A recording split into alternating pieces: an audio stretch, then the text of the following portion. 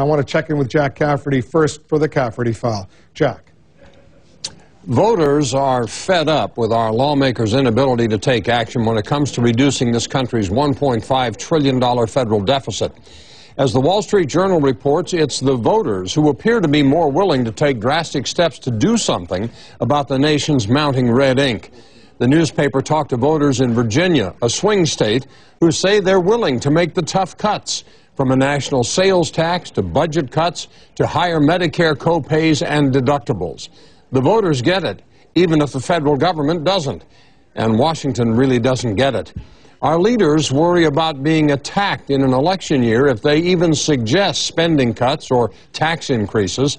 The American people just want their leaders to lead on this issue. Too much to ask? That's why they were elected, remember? One independent voter in Richmond, Virginia told the Journal, quote here, "I wish the politicians would be hard asses and be like, you know what, it's going to be horrible for the next few years, but you've got to shut up," unquote. Wouldn't that be refreshing? Meanwhile, we await the results of President Obama's bipartisan deficit reduction commission, which are conveniently scheduled for release after the November election. And when the recommendations finally do come, most, if not all of them, will have to be approved by Congress, which will likely render the entire exercise meaningless.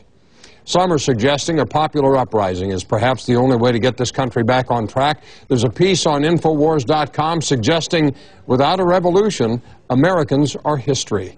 Here's the question then, if voters want the deficits addressed, why does Washington continue to ignore them?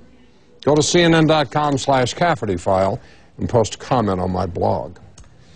Jack Cafferty, thanks very much.